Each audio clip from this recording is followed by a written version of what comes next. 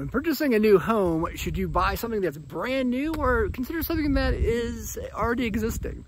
Hey guys, it's Mark Van Stein with the Van Stein Partners at RE/MAX Premier Choice here in Columbus, Ohio.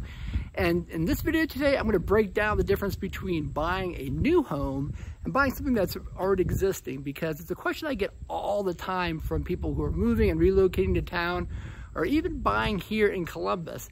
And the thing that's really interesting is that there's so much value in buying something that's already existing that sometimes people don't realize it. So where I'm at today, I'm actually at one of my listings up in Powell in a neighborhood called The Retreat. Sometimes I think it's better to show you rather than tell you. So let me give you a shot of the front of the house here. You can see it's pretty large. But what I'm going to do first is walk around the exterior and show you some of the things that you're going to get in an existing home that you're just never going to find in something that's brand new, even at this price range. Now, full transparency, this house was listed for about $975,000, and we're under contract, and it's actually closing next week. But I'm going to flip around the camera and show you exactly what you can get and what the difference is between buying something that's existing between buying something that's new. All right, so here's the exterior of the house, and the first thing I'm going to mention to you is the driveway. Now, you're probably thinking, Mark, I really don't care about a driveway. But if you buy something that's new, even in this price point, you're probably going to get an asphalt driveway. You can see that this driveway is all concrete, and concrete it's going to be it's just a better product. It's going to last much longer. The second thing you'll notice is that the exterior of the property. Now you can see that it is brick in the front, and it's brick all the way around the sides. So even this price point, you're going to be looking at maybe a brick or a stone front, and then maybe siding around the edges. You know, it's very uncommon that any builder is going to put brick all the way around the property.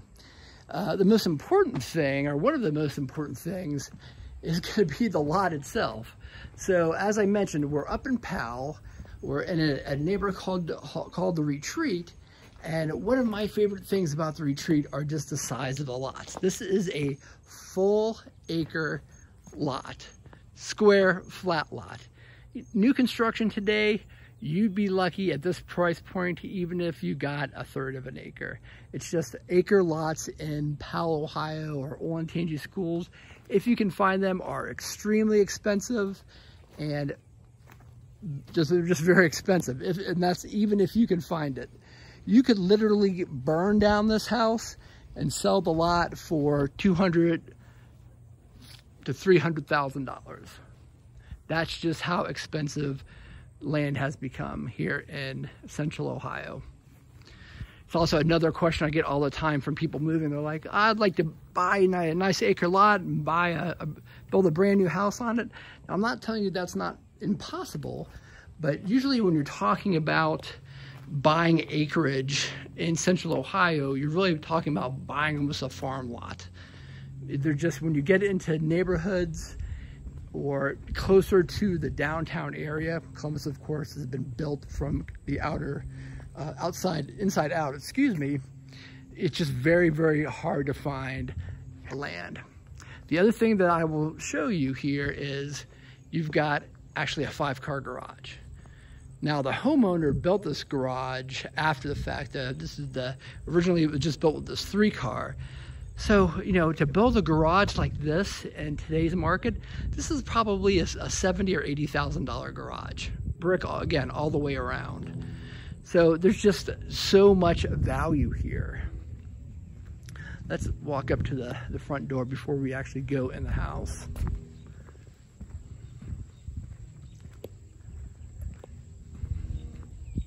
The other thing that, you know, you can probably tell by the shrubbery and the bushes, it's just that mature feeling. You know, when you build a brand new home, or you are thinking about building something, you're not going to have this mature feel. I mean, all of this landscaping is just an extra cost, and that's outside of the cost to build the home. Of course, they can add in landscaping, but it's going to take it a long time to grow. One of the last things I'll show you before we actually go inside is this. So this is real limestone. So you've got brick here, and then you've got a real limestone foyer all the way up.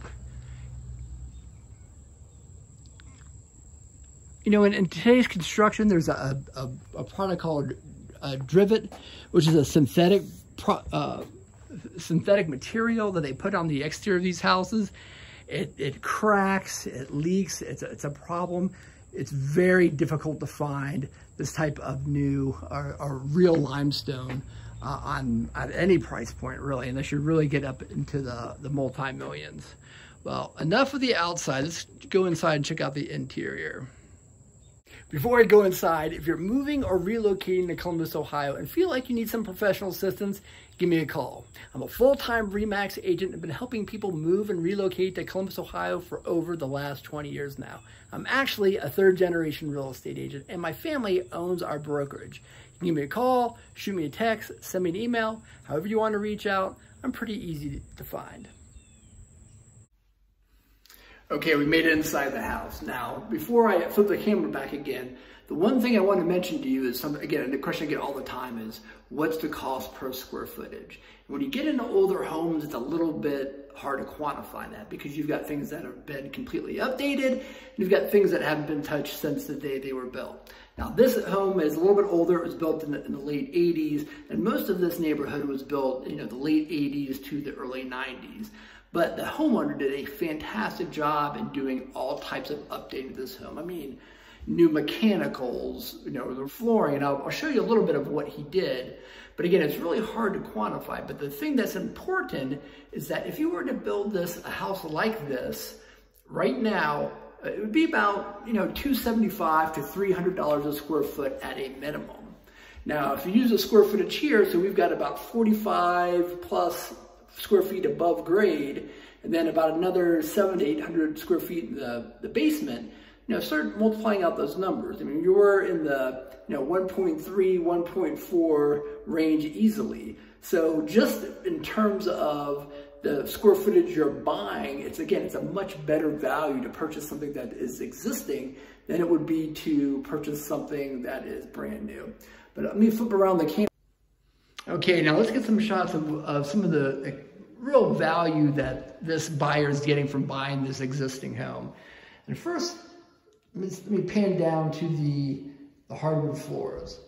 Now, these are real hardwood floors. What you're going to find today in a lot of new construction is the not stain on-site floors like these are. These are real stain on-site oak floors where they came in with a raw product and then came in after the fact and finished them. A lot of the product you see today are going to be an engineered product, a pre-manufactured hardwood floor, just because again, this type of flooring is very difficult to do and it's very, very expensive. Now, one thing that new construction doesn't have that this home has is this formal living area. This one has a fireplace and then it moves on to a dining room. Many times in new construction, the builders, again, to try to cut costs and maximize square footage will exclude rooms like these.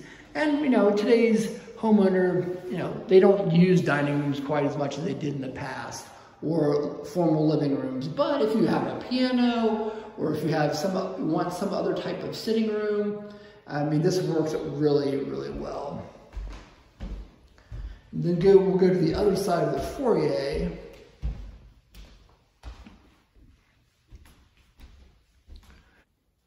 So we'll walk into the office area. Now, sometimes it can be a little unusual in new construction to have both a first floor office and a first floor living room. It does happen, but again, the builders are trying to conserve money and conserve square footage as much as they can. So you usually will lose one or the other. There is an updated half bath. But this is the biggest hang up some people have with older homes is that they want this open floor plan, which this home has. You see this huge kitchen into this really handsome great room. pan back the other direction. So again, the homeowner did a fantastic job in updating this house. You know, they completely redid the kitchen, went with the very popular white cabinetry, quartz countertops, all high-end appliances. And this is, again, what sometimes the older homes lack, is this open floor plan. There would be maybe a wall between the kitchen and the great room or the family room. But this one, again, which is a very popular floor plan here in Columbus, it's all open. Now let's go upstairs and take a look at the master bedroom and the master bath. So bridal staircase here going up. Again, this would have been just an additional cost. You know, in a new construction, you just get a regular staircase, not a bridal staircase. And then on into the owner's suite. And again, hardwood floors up here as well. Again, putting hardwood floors on both the first and second floor in today's world is going to be very, very expensive. And then this was actually a bonus room, but the homeowner was using it as a big walk-in closet. And obviously this is a huge space. If you wanted to use it as another secondary office or a large walk-in, most people I don't think have this many clothes. And then into finally the owner's bathroom. Now they had completely redone this as well. You know, a bathroom like this with a contractor they used to do this renovation, and this is an $80,000 bathroom all day long. There's actually 2 other additional closets over on this side.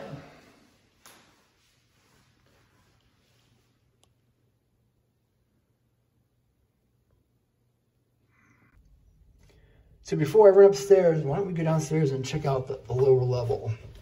Now, another nice thing about existing homes is that maybe the previous homeowner has finished the lower level off. A big question I often get is, well, Mark, how much does it cost to finish a basement or a lower level? So it's gonna be a little less expensive than if you had to build above grade, but you're really talking about at least $30 a square foot below grade. And this one even has a fireplace because, again, it was a very popular thing to do back when these homes were built. So again, you know, take 1,000 square feet in a basement, you multiply by 30, and then if you're adding bathrooms, a full bath like this one has, you know, that's additional cost. So a full bathroom is going to run, depending on how you finish it, you know, between $7,500 and 10 grand. So, you know, you're easily at, you know, $40,000, $45,000, even for a pretty small space. So again, it's all about value. Again, this type of finishes, you know, may not be appealing to everyone, but again, what's the value to you?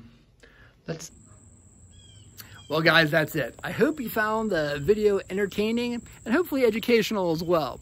As you can tell, I think there's a lot of value in things that are already existing compared to new construction. If you have any questions about buying a home in Central Ohio or moving to Columbus, Ohio, my contact information is at the end of the video and down below in the remarks.